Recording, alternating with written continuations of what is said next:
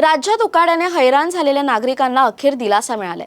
कारण अनेक भागांत अवकाळी पावसाने जोरदार हजेरी लावली आहे। सध्या सॅटेलाइट इमेजवरून समोर आलेल्या अंदाजानुसार बंगालचा उपसागर आणि अरबी समुद्रात निर्माण झालेल्या सायक्लॉनिक सर्क्युलेशन म्हणजेच कमी दाबाच्या क्षेत्रामुळे महाराष्ट्रावर ढगांची दाटी झाली आहे। याचा मुख्य प्रभाव विदर्भ आणि किनारपट्टीच्या भागांवर स्पष्टपणे दिसून येतोय। पुढील काही दिवस राज्यात वादळी वारे, विजांचा कडकडाट आणि मुसळधार स्वरूपाच्या प्री मान्सून पावसाची शक्यता वर्तवण्यात आली। धक्कादायक बाब म्हणजे एकीकडे उत्तर भारतातही मुसळधार पाऊस सुरू आहे, तर दुसरीकडे राजस्थानमध्ये आलेल्या भीषण धुळीच्या वादळामुळे मोठं नुकसान झालंय।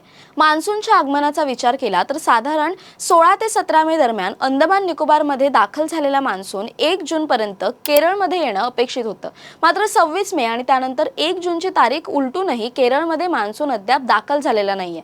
यावर हवामान खात्याने अधिकृत स्पष्टीकरण दिलं नसलं तरी हवामान अभ्यासक आत्रेय शेट्टी यांच्या मते बाष्पयुक्त पश्चिमेकडील वाऱ्यांमुळे 1 ते 4 जून दरम्यान महाराष्ट्रात प्री मान्सूनच्या हालचाली अधिक तीव्र होतील आणि पावसाचा जोर पुन्हा एकदा वाढेल।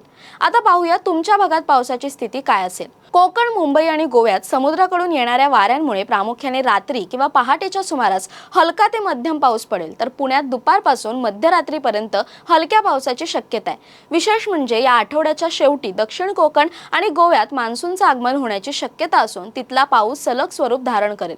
या ढगाळ वातावरणामुळे सुदैवाने राज्याचे कमाल तापमान नियंत्रणात राहणार आहे।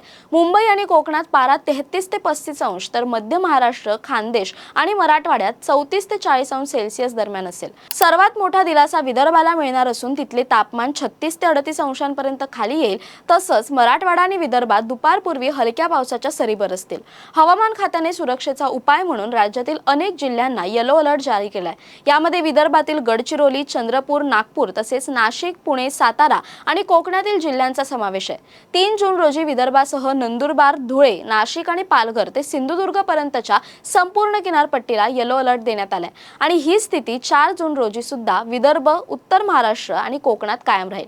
मात्र 5 जून पासून पावसाचा जोर काहीसा ओसरणार असून केवळ रायगड, पुणे, रत्नागिरी, सातारा, कोल्हापूर आणि सिंधुदुर्ग या भागातच तुरळक ठिकाणी पाऊस पडेल। तर 5 जून रोजी विदर्भाला पावसाचा कोणताही धोका असणार नाही। त्यामुळे बाहेर पडताना हवामानाचा अंदाज नक्की घ्या।